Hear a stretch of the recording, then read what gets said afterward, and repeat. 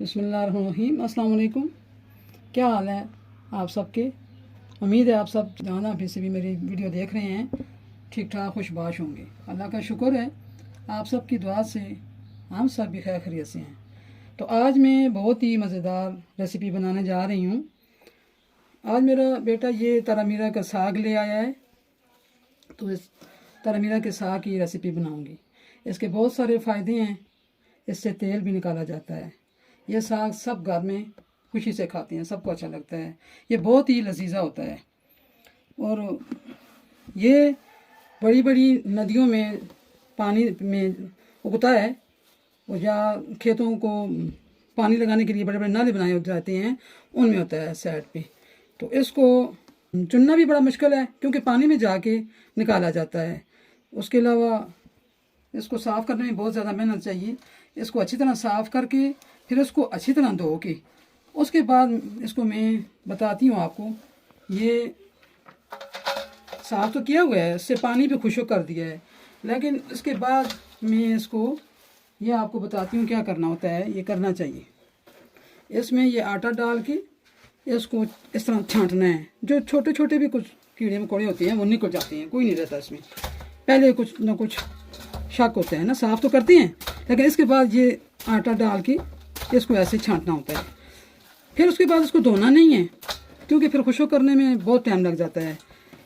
अच्छा, उसके अलावा इसमें जो घी डालूँगी, ये खाना पकाने वाला चमचा 2 चमचे डालूँगी, और ये 3-4 बड़े टमाटर हैं, ये लहसुन है 2 गंढी, ये मैंने पेस्ट बना दिया कूट के, और 3-4 ये हरी मिर्च हैं। ये ज़्यादा लगती नहीं है, ज़रा जायके के लिए। और इसके अलावा ये कूटी हुई लाल मिर्च आधी चम्मच, और ये सालन मसाला 1 चम्मच, और 1 चम्मच नमक या हस्बे जायका। उसके अलावा मैंने साथ मकई की रोटी भी बनानी है। ये मैंने आटा छान के इसमें हस्बे जायका नमक डाल के रख दिया है। फिर इसमें मैंने थोड़ा सा ये मक्खन गला के घी बनाया हुआ है, वो भी डालूँगी, और गर्म पानी से इसको मैं बनाऊँगी। ये मैं साग बनाऊँगी ना, तो उसमें भी डाल के दूँगी सबको, बच्चों को अच्छा लगता है। और साग में ये मक्खन जाएगा तो उसका जायका और बहुत अच्छा हो जाएगा। हाँ, मैं इसको ऐसे साफ़ करके सारा साफ़ करके ना, तो फिर मैं आपको बताती हूँ। ये देखें, ये जो पीछे साग तो है, लेकिन इसमें देखें कितने कीड़े मकोड़े निकल आए हैं। तो मैंने भी अपनी दादी माँ से, नानी माँ से सुना है या देखा है, उन्होंने समझाया है, तो इसी तरह मैंने नोट किया है। तो आज ये मैं वीडियो में इसलिए दिखा रही हूँ कि आजकल की जो बच्चियाँ हैं ना, ज़रा कम ही समझती हैं काम को। तो जब ये काम करें, मेरी वीडियो लाजमी देखें। तो इस तरह का करना बहुत ज़रूरी है। ये मैं मुर्गों के आगे डालूँगी। बिस्मिल्लाहिर्रहमानिर्रहीम। हाँ जी, तो मैं साग पकाने के लिए चूल्हा जला के उसके ऊपर कढ़ाई रख दी है। कढ़ाई गर्म हो गई है, तो उसमें मैं ये ऑयल डाल रही हूँ 2 चम्मच, क्योंकि साग में ज़रा ज़्यादा ही डालना पड़ता है ना। तो ऑयल गर्म हो जाए तो फिर उसमें मैंने ये लहसुन का पेस्ट बनाया हुआ है, ये डालूँगी। ये देखिए, प्याज नहीं डालना होता, इसमें लहसुन डालना होता है, लहसुन। तो इसके अलावा मैंने जो मिर्ची हरी मिर्च ली हैं, इनको मैं काट देती हूँ। ये मेरा लहसुन ब्राउन हो गया है, तो अब मैं ये 3 अदर हरी मिर्चें काटी हैं। ये ज़्यादा लगती नहीं है, लेकिन इनका भी जायका बहुत अच्छा होता है ना। इनको ज़रा 1 मिनट के लिए भूनूंगी।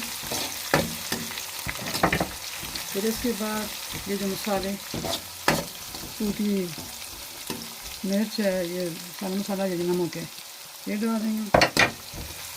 और इसके बाद टमाटर 3-4 अदद ना, ये डाल रही हूँ। कोशिश करें, जैसे मैंने आपको साग का बताया ना, कि उसका क्या तरीक़ाकार है। तो मैंने भी अपने बुजुर्गों से देखा है, तरीका सीखा है, तो इसलिए मैं आगे कर रही हूँ कि वो ख्याल रखना। वैसे भी सफाई में वो ख्याल रखना चाहिए। जैसे कि हम जिस चीज़ की सफाई करोगे, पानी साफ़ हो, अपने हाथ साफ़ हो, बर्तन साफ़ हो, और सब्ज़ी को अच्छी तरह धोएं साफ़ सुथरे पानी से। तो इस तरह से बीमारी नहीं बनती कोई जरूरत है। आपको चलो दिखाते हैं। जैसे मैंने साग अपना अच्छी तरह साफ कर दिया है ना, तो अब मैं मुकम्मल हो गया। अब ये टमाटर जो है ना, मैं थोड़ा सा पानी डाल के इनको गलाने के लिए इसके ऊपर ढक्कन दूँगी, फिर उसके बाद मैं आपको बताती हूँ। अब ये टमाटर डालें तो इनमें बिस्मिल्लाहिर्रहमानिर्रहीम थोड़ा सा पानी डाल के इसके ऊपर ढक्कन रख के छोड़ देती हूँ 2-3 मिनट के लिए। थोड़ा सा पानी डाल के इसके ऊपर मैं ढक्कन रख रही हूँ कि ये तकरीबन 2 मिनट तक ना टमाटर गल जाएंगे तो इसकी मज़े की ग्रेवी बन जाएगी। उसके बाद मैं इसमें साग डालूँगी। हाँ जी, तो 2-3 मिनट गुजर गए हैं। बिस्मिल्लाहिर्रहमानिर्रहीम। ये देखिए टमाटर और लहसुन की ग्रेवी तैयार हो गई है। अब इसमें मैंने साग डालना है। बिस्मिल्लाहिर्रहमानिर्रहीम।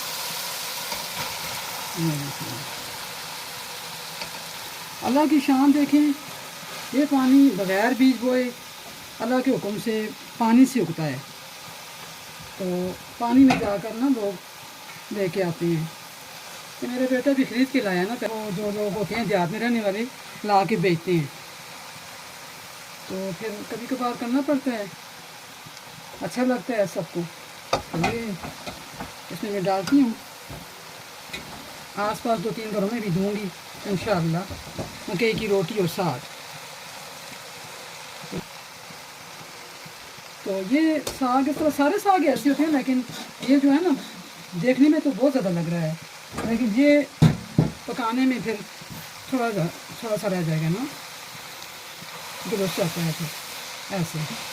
तो इसको उबाल के पकाने में फिर उसका जायका ऐसा नहीं होता ना, ऐसा मज़ा नहीं होता जैसे कच्चा भून के काट के भूनते हैं तो उसका जायका ज़्यादा अच्छा होता है। अगर काट के ना भूने पूरा भूने वो भी अच्छा होता है, सभी बच्चे खुशी से खाते हैं। तो सर्दियों के महीने हैं तो इसमें इस तरह की बाज़ का बनानी चाहिए ना, कुछ सूप बनाना है या इसी तरह यखनी बनानी है या साग पकाना है तो साग मकई की रोटी मज़ेदार होती है।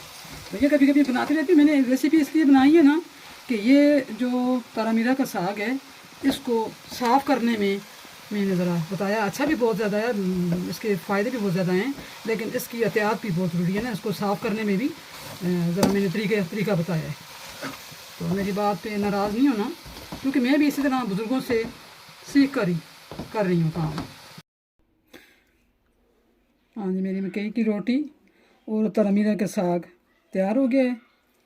और अब इसमें मैंने ये मक्खन भी डालना है। ये इस तरह ना इसका जायका और ज़्यादा अच्छा हो जाएगा।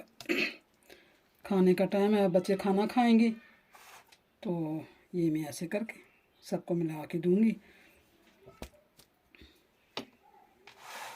तो ये देखें जी, आप भी इसी तरह मेरे तरीके से तारामीरा का साग की रेसिपी और मकई की रोटी पकाएं, खुद भी खाएं और बच्चों को भी खिलाएं, बहुत मज़ा आएगा। तो साग बड़ा मेरे मज़े का है। ये देखिए मैं आपको चेक करके बताती हूँ, बहुत मज़े का पका है माशाअल्लाह, जज़ाकल्लाह। मेरी रेसिपी आपको अगर पसंद आए तो मेरे चैनल को सब्सक्राइब करना ना भूलें, मेरी वीडियो को लाइक और शेयर करें, साथ ही बेल के बटन को भी दबा दें ताकि मेरी हर आने वाली वीडियो आप तक ज़्यादा से ज़्यादा पहुँच सके। इसी रेसिपी के साथ मैं इजाज़त चाहूँगी, फिर मिलूँगी एक नई मज़ेदार रेसिपी के साथ। तब तक अपना बहुत ख्याल रखना और मुझे दुआओं में याद रखना। फ़ी अमानिल्लाह, अल्लाह हाफ़िज़।